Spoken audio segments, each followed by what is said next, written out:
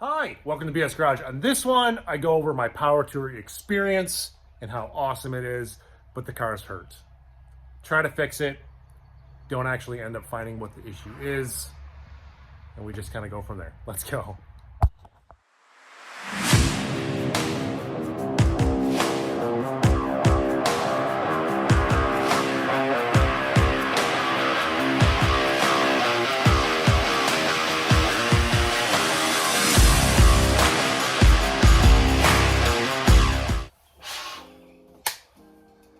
So it is the Sunday after power tour, and I'll apologize right now. I didn't film anything for YouTube for it just because that's just not really my style. I'd rather do it in the comfort of this area here.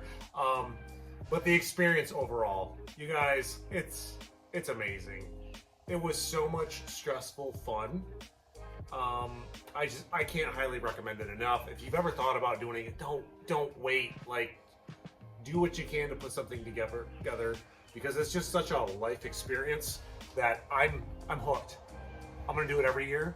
I've got another build in my head planned out on how to make something like this, but better, more. Not that this wasn't, this was amazing. This thing did great. Few flaws, we'll go over them in a second, but other than that, like, as you can see, the car made it back, didn't have any breakdowns, no major issues. The weather was amazing. The roads were amazing. I think that's the part that I enjoyed the most. Like, just driving someplace that you would never normally take your hot rod. Small towns, country roads, and seeing the U.S. like it wasn't really meant to be seen, I guess. Especially through the mountains, because the last half of the drive of the last day, plus my drive home, were the best.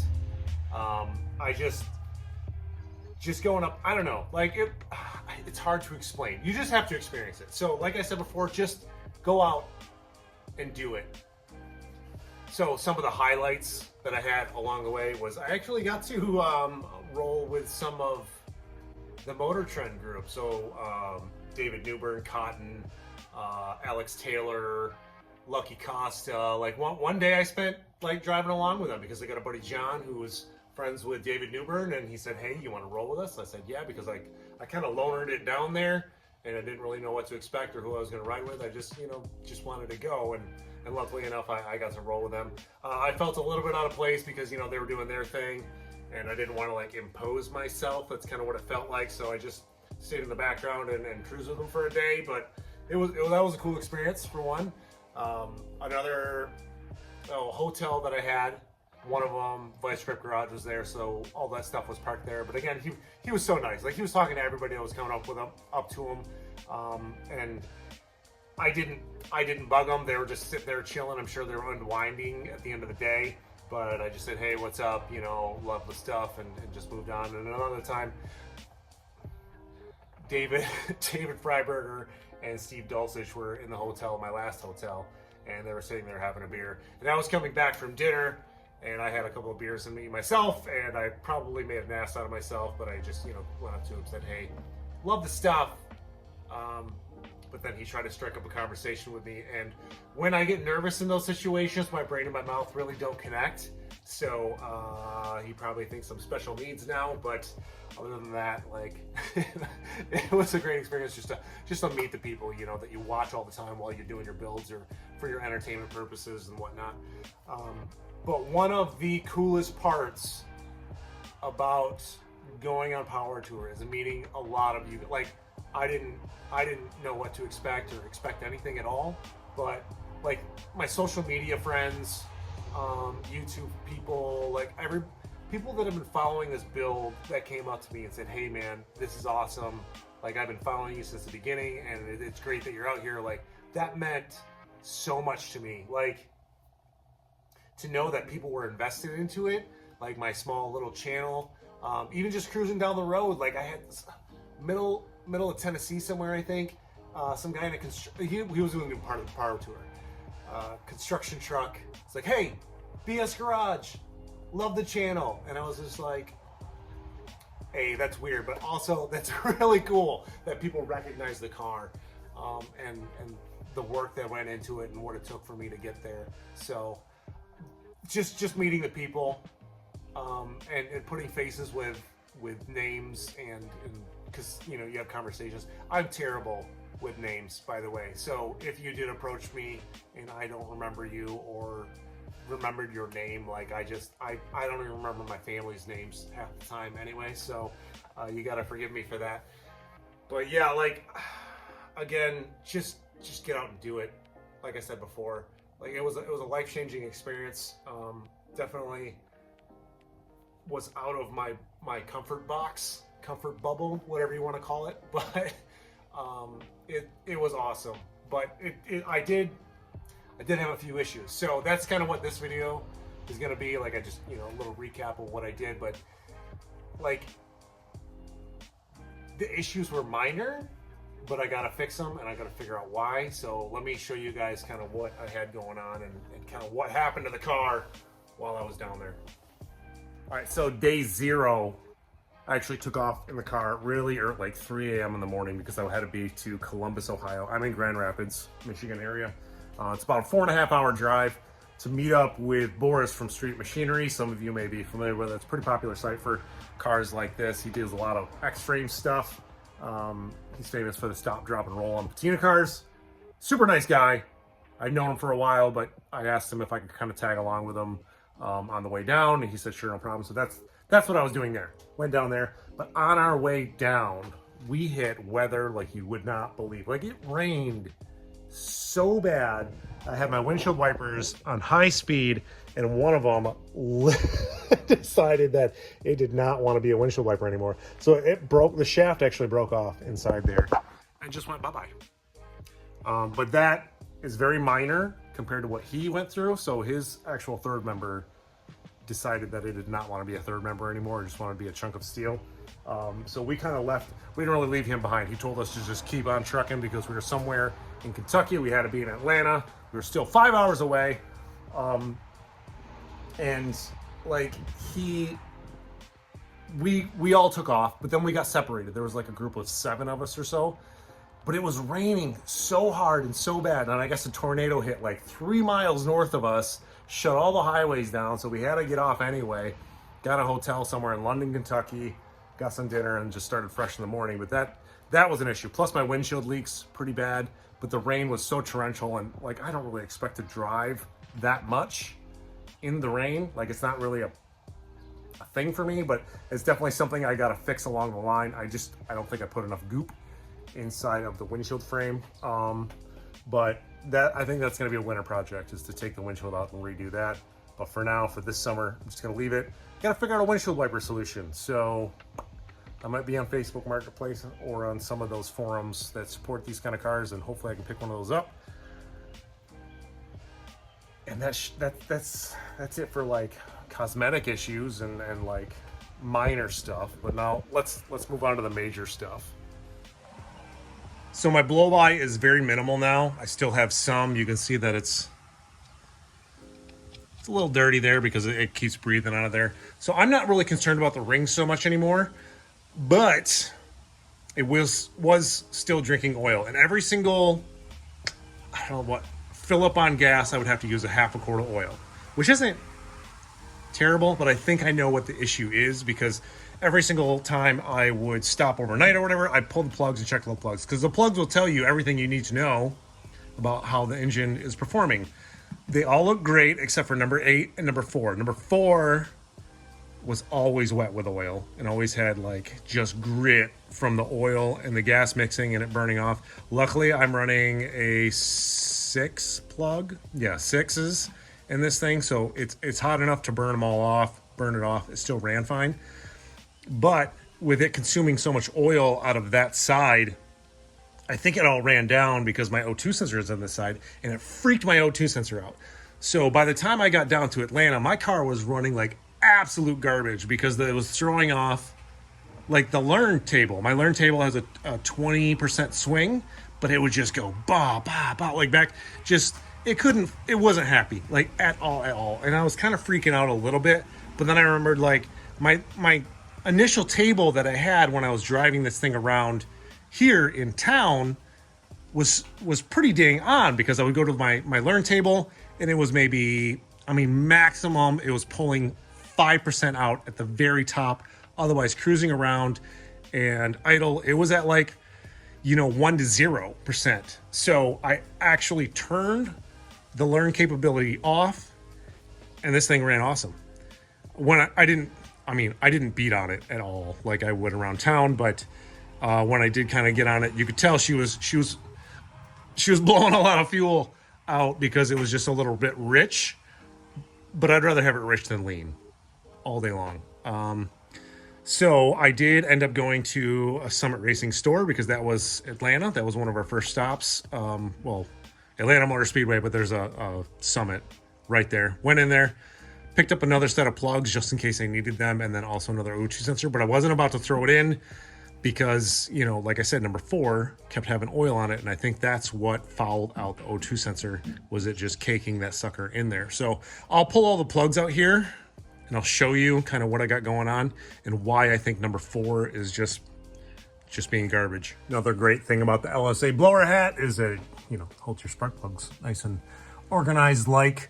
So I will admit, I took these guys out when I got home, at least number 4 and number 8, because those were my problem childs, and I kind of cleaned them up and put them back in. I ran some errands and stuff this morning with the car, and I was hoping it was going to kind of recreate the problem, but not nearly as bad as it was. But I don't know if you can see on there, see that? It's all oil in there, and how chunky it is on the top. I wish it would focus, but it's not really. But you can see it. Like, it's not normal. The rest of them, I mean, fueling wise, it looks great. And then the porcelain on the inside is still white. And you can see that I have just enough timing in it, so you can see my burn mark. It's just starting to come down on the curve of the strap. So I'm really pleased with that. That's the rest of them. That's how the rest of them look. And number 8 was always just a bit blacker than the rest. Like, see the porcelain, how that's black? Like, I think that was just getting a little bit more fuel. So I don't know if that's an injector issue or what. So I might actually flip injectors around, like that guy to that guy, and see if that guy comes out the same way this one does. Because they don't really have time to do like a flow test or anything on it, or even know anybody near me that would do that. So, but first issue, obviously, number 4, being coated in oil. I think I have a valve seal that went bad, and which is hopefully that's a problem. Easy-ish fix, I should say, because I did have to order another set from BTR, so I have some leftovers and the tool to do it. So that's what I'm gonna get to. I'm gonna pull apart the valve cover and pressurize that cylinder in order to take off everything I need to take off to keep the valves up, and then see what that seal looks like. And I'm hoping that is the issue, because if I had a ring issue that bad, because this is me thinking out loud, if I had a ring issue that bad for this thing to consume that much oil, my compression and my leak down test would have shown it, and it doesn't. They're all even everywhere around. So oil's got to be coming in from the valve somewhere, somehow. So let's get to that. That's best case scenario. So I'm gonna take all this apart, and then I'll update you as soon as we're looking inside there, and hopefully we can find a problem. The plot thickens. So as you can see, I got everything apart. Got some zip ties on the valves to keep them from falling down. But looking over the seals here, I see nothing wrong with them. There's no reason why that much oil would be blowing by them and covering the spark plug in that much. And you can actually see like where there was like an exhaust leak down here. That's all oil that it's shooting out of the exhaust. So, not what I was hoping, you guys, at all. I gotta pull that head off. And I have all of this and this in my way from doing that. So that's not cool. But I gotta do what I gotta do. Sugar smacks. Okay. Well, I don't want to. I don't want to at all. Start pulling it apart. Let's get that head off. Pretty sure that I found my issue. So I don't have to tear it apart any more than I already did, which is, honestly, I'm completely freaking relieved. But look at how, this might be hard to see. See all the oil residue that's in there? So the bolts, see those bolts right there that I'll go through? All they have on them are, yeah, see that gasket? Completely blown out, completely blown out, completely blown out, completely blown out. So those bolts go through and tighten down the supercharger to the head, but they also go through down into the oil galley. And it is just blowing up through there. This one must be really bad because that's the number 4 cylinder right there. And it's just caking everything in oil. Like, this is absolutely disgusting. So those little gaskets, because I'm using ICT billet spacers right there. See the side too, just absolutely caked in oil. That's definitely where the consumption's coming from. So I'm gonna pull all these out, hopefully not drop anything down in there, and then clean everything up and go from there. I don't know if I'm gonna put some RTV on those. I don't know if I wanna do RTV or like some gasket, some sealant, some oil sealant, and then tighten them back down, because obviously what was in there before did not hold up at all. So I'm gonna give that a try before I go through, because I would have to completely disassemble the fans, the whole front runner kit, everything else in order to get the blower off, in order to get the heads off. And I don't want to go that far. And it just doesn't make any sense if I go that far, because I mean, compression tests and everything else says that it's fine on the inside, and I have no clue what else it would be on where the oil would be coming from besides, you know, those guys right there. So let me pull all those bolts out, let me clean everything up, and then figure out how I'm going to seal that back up, and then I should be able to just slap this thing all back together. Got all the bolts out, and then I took the gaskets that were like attached to these washers completely fell apart. So, you know, that was junk, and these were all wet. So I sprayed them down with some parts and brake cleaner. Now I'm gonna hit it with some PTFE. This stuff is supposed to hold up to like oils and gases and acids and all kinds of stuff and all the temperature ranges. So that should work just fine. I'm gonna coat the threads. I'm also gonna take a paintbrush and then hit the surfaces where the washers touch, just in case it gets past the threads, then it won't be able to get past the washer itself. So double insurance, that's my plan on that. This is only one side got cleaned up, and then I'm gonna clean up the other side and then do the same thing. So yeah, this is what was left of the gaskets. So I don't think those were doing anything. Obviously they just deteriorated, and with those being under vacuum, that's what was sucking in the oil. I mean, that makes the most sense, because the most time it would consume oil would be on the highway cruising. You know, you're in low throttle, it's in the most amount of vacuum. And then when it's in vacuum, the blower's not doing anything because it's being bypassed right here. And I mean, if it was the blower leaking, this would all be a mess. So yeah, sucking it up through those bolts. But I went ahead, put all the bolts in. You're supposed to torque them down to like 44 inch-pounds first round and then 89 inch-pounds second round. I did not do that. I used the old, the wrist spec. You kind of get a feel for it, and just kept going around and around and around until she was snug up enough.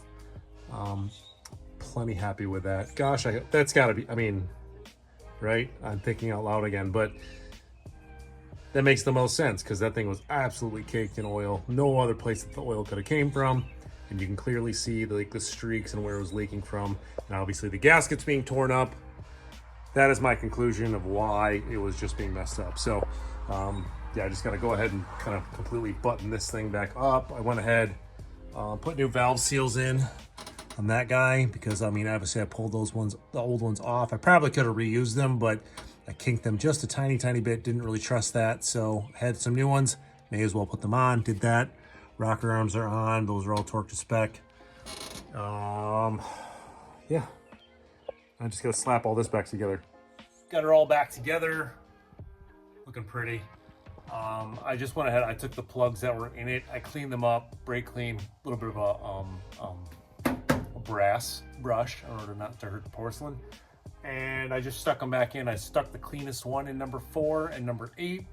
I'm just gonna keep my eye on, just in case like that's not the issue. I don't want to have to throw like brand new plugs in this thing, and then it still continue to like kind of like follow them out. That'd be a waste of money, because I don't know if you know this, but plugs are expensive nowadays. Kind of sucks. So yeah, that's where I'm gonna go from here. I'm tired. I gotta fill the system with coolant because I unnecessarily drained that, but I could have unnecessarily done a lot of things before I found the oil leak inside the blower. But that's gonna be tomorrow because it's late out, and I don't think my neighbors want to hear me fire up the car right now. So I'm gonna pick it up tomorrow. You're gonna pick it up right after this. Just got home from work a little bit ago. Went ahead and I filled the system with coolant, and then I put the new wideband O2 sensor in because the other one was just freaking out for some reason. This one obviously is doing, well, not obviously to you, obviously to me, it was doing much better because it was actually reading correctly, because it would either go all the way lean or all the way rich. That's kind of why I had to turn the system off on the learn. And then I worked on a little bit of idle tuning and like acceleration, deceleration for the throttle body to catch up. I'm still having issues with that. It still kind of wants to like dip down to like 500 and then come back up, but that only seems to be when the learn is on. So I don't know, I gotta do some more research and trying to figure that out. What else? After I had it done running, I checked the problem plugs that were there and they looked dry. So obviously I only had it idling for like 10-15 minutes, but the only thing I can really do is drive the thing around and just I'm gonna data log and just watch the vitals, make sure it's okay. I really hope that fixed it. If not, I'll let you know, because I'm gonna go clean up right now, go cruise this thing around for a couple miles and see what it does, and then we'll check it again. Drove it around, put about 30-ish miles on it. Went ahead and checked the oil. Oil looks like it's a little bit lower than it was before. And number 4 cylinder, completely soaked in oil. So that did not solve my problem. What is my problem? What is this engine's freaking deal? I'm not gonna lie, I'm super frustrated right now. It's really late. I'm gonna have to think about it and tear the engine down, tear it down to get the heads off there. Is it a head gasket? I don't know. Dang it! Obviously, those are not the results that we are after. Gonna have to tear the engine down and kind of figure out what's going on with that cylinder, because it just seems to be that plug is the only one that's getting soaked. So I don't know if the oil's kind of coming up from that cylinder itself and splashing the rest for some reason. But I'm gonna do a full teardown and I'm gonna CSI the crap out of this thing in order to figure out what's going on with it. If I have to put new rings in it, or I honestly don't know what else it could be. Maybe a piston is hurt or something, but like I said before, I did a leak down test and I did a compression test and everything checks out fine. So I'm baffled, completely bamboozled at this point as to why this engine is being such a pain in my butt. I'm gonna tear it down, but I'm gonna do that in the next one, because I think that this carried on so long, and I think that this is just gonna be so involved that I'll try to keep you guys up to date step by step in what I find and what hopefully we can find the issue is. So yeah, if you guys made it this far in the video, really appreciate it. Again, power to her, definitely do it. I mean, it made it that far, so it can't be hurt that bad. Hit that like, hit that subscribe, because next one, that's gonna be a bear block inside the car. That's gonna be fun. We'll see you guys.